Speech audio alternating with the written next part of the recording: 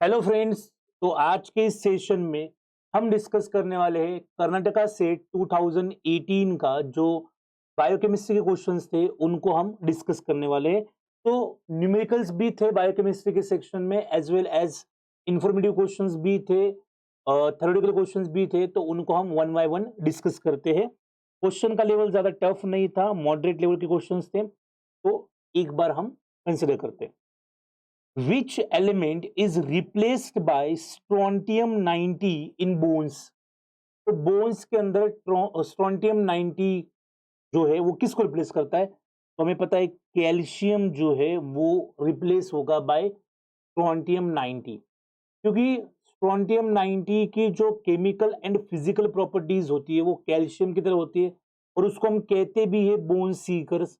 और वो जब बोन्स के अंदर डिपॉजिट होगा तो वहां पर बोन्स की जो डेंसिटी है वो इंक्रीज भी हो सकती है। तो इस तरीके से एक सिंपल क्वेश्चन था जो फर्स्ट क्वेश्चन था बायोकेमिस्ट्री का वो। Then next question, second question, naturally occurring phosphoproteins is, इसमें से कौन सा है? Serum albumin, lactoglobulin, casein, haemoglobin. Casein जो है वो नेचुरली अकरिंग फॉस्फोप्रोटीन है, और हमें पता है कि एक कॉन्जुगेट प्रोटीन है जिसके साथ फॉस्फेट जुड़ा होता है, और फॉस्फेट जो है वो पोस्ट ट्रांसलेशनली इसके ऊपर ऐड किया गया है। ये भी हमने डिस्कस किया था क्लास के अंदर। तो अगेन एक सिंपल क्वेश्चन था, question number second. Then question number third, if bacteria doubles in 5 minutes, what would be the number of bacteria at the end of 25 minutes if you start with the 50 bacteria?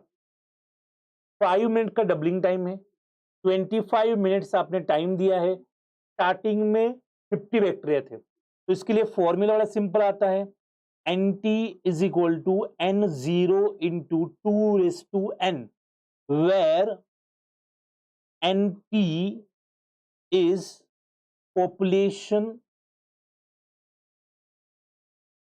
After time, जो time आपको दिया था उसके बाद जो population होगी वो। N0 जो है is equal to initial population, N0 जो है वो है इनिशियल पॉपुलेशन। यहां पर जो स्मॉल n है वो आपको दे रहा है जनरेशन टाइम, और जनरेशन टाइम कितना है? 5 मिनट्स में डबल होता है। अब बस यहां पर NT की वैल्यू क्या आती है आपकी, वो निकालनी है आपको। N0 क्या आता है आपका? N0 जो है इनिशियल पॉपुलेशन कितना आता है? 50। N क्या आता है? 5। क्यों 5? क्योंकि 5 मिनट का एक जनरेशन टाइम है, तो वहां पर 25 मिनट्स में कितनी जनरेशन होगी? 5।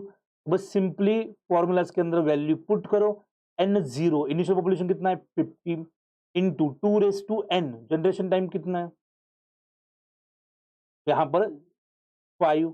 जनरेशन टाइम की जगह अगर हम इसको नंबर ऑफ जनरेशंस कहेंगे तो ज्यादा बेटर रहेगा। इसको हम कहेंगे नंबर ऑफ जनरेशंस। कितने होंगे? 5। तो NT is equal to 50 into 2⁻5 that is 32। Then NT is equal to क्या हो जाएगा? 1600। Option D is the correct answer. Clear? Generation time is 5 and number of generation are 5, क्योंकि 25 मिनट्स के लिए किया। Then moving on to the next question, that is fourth question. What would be the most likely conformation of the following peptide? इसका कौन सा confirmation most likely होगा? Glycine, leucine, proline, methionine, aspartate, फिनाइलिन, proline, lysine, alanine, ये वाली है।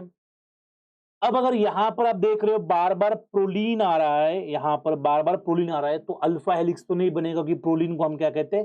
Helix breaker कहते हैं।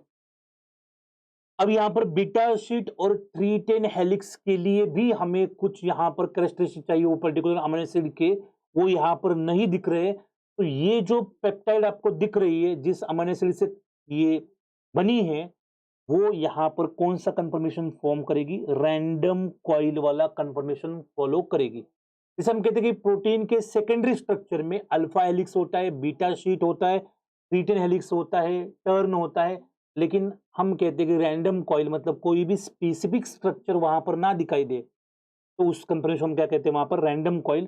तो इस पेप्टाइड से यहां पर क्या होगा, रैंडम कॉइल फॉर्म होगा।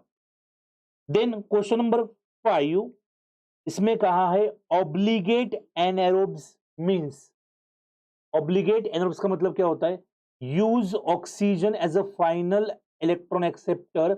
एनारोब्स कहा है, ऑब्लिगेट का मतलब मस्ट है, उसके बिना काम चल ही नहीं सकता। तो ऑब्लिगेट एनारोब्स मतलब स्ट्रिक्टली एनारोबिक कंडीशंस वहां पर होनी चाहिए। अगर थोड़ा बहुत भी ऑक्सीजन वहां पर आ गया तो उस बैक्टीरिया की क्या हो जाएगी, वहां पर डेथ हो जाएगी। तो ये गलत है।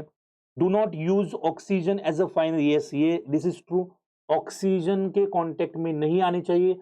ऑक्सीजन को as a final electron acceptor की तरह यूज नहीं करते क्योंकि स्ट्रिक्टली एनएरोब्स है। स्ट्रिक्टली एरोब्स होते तो बात अलग थी। टॉलरेट प्रेजेंस ऑफ ऑक्सीजन, गलत बात है, नहीं टॉलरेट कर सकते। Grow under anaerobic and aerobic, अगर ऐसे ऑर्गेनिज्म जो एरोबिक एनरोबिक अंदर दोनों के अंदर ग्रो करते हैं तो उनको हम कहते हैं फैकल्टेटिव एनरोब्स। उनको हम क्या कहेंगे, फैकल्टेटिव एनरोब्स कहेंगे। तो ये भी गलत हो गया।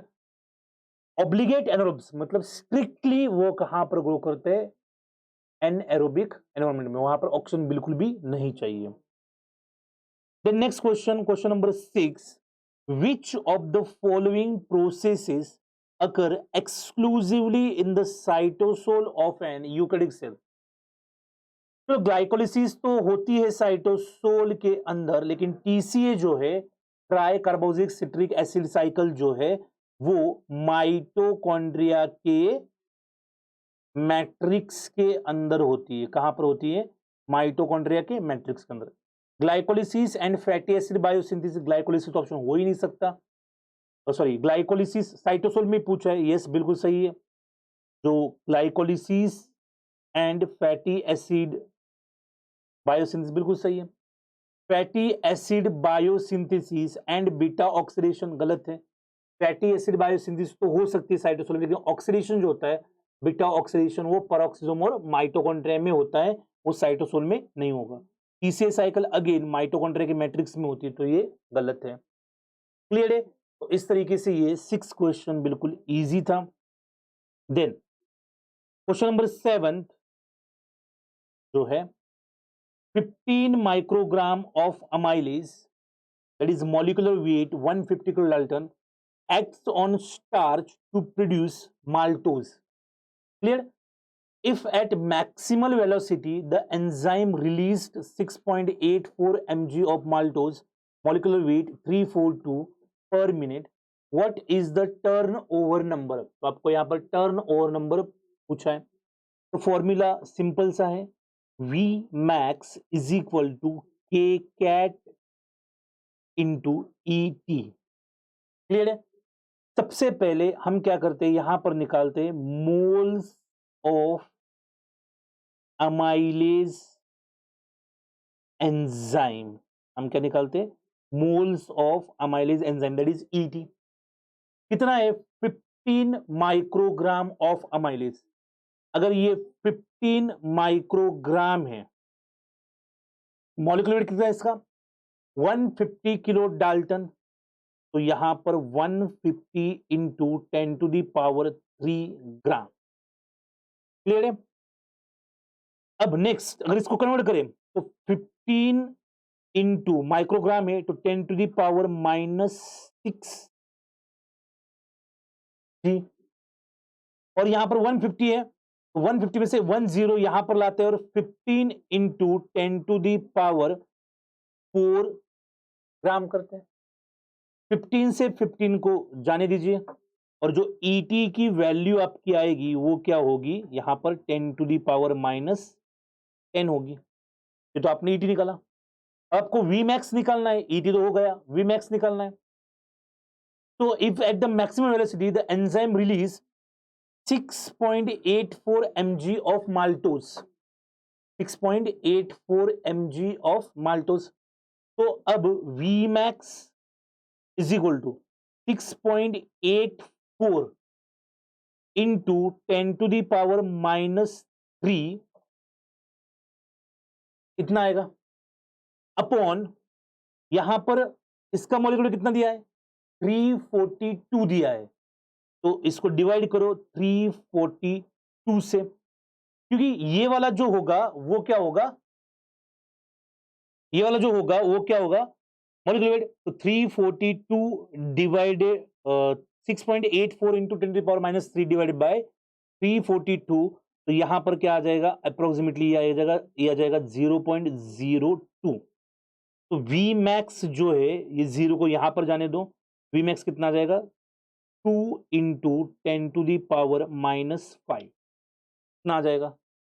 अब फॉर्मूलाज के अंदर वैल्यूज अगर आप पुट करोगे, V max is equal to K cat into ET, तो यहां पर V मैक्स की वैल्यू कितनी आई हमारी 2 इंटू 10⁻⁵, K कैट हमें निकालना है, और ET का वैल्यू कितना आया है यहाँ पर, तो ET का वैल्यू आया 10⁻10, और फाइनली सॉल्व करोगे, यहाँ पर 10⁻10 है और यहाँ पर 10⁻5 है, तो यहाँ पर वैल्यू क्या आएगी 2 इंटू 10⁻5, ये आपकी फाइनल वैल्यू आएगी पर मिनट।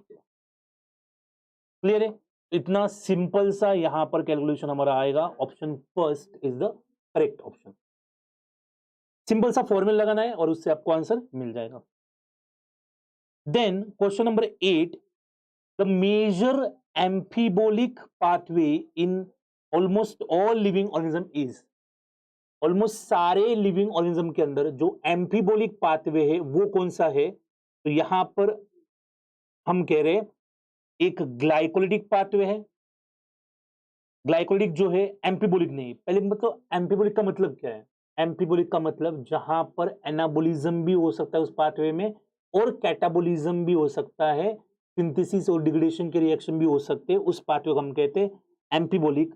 ग्लाइकोलिटिक पाथवे नहीं होगा, बीटा ऑक्सीडेशन भी नहीं होगा, फोटोसिंथेसिस नहीं होगा, सिट्रिक एसिड साइकिल जो है उसको हम कहते हैं मेजर एम्फीबोलिक पाथवे। क्लियर है, इस तरीके से हमारा ये 8 नंबर का क्वेश्चन था।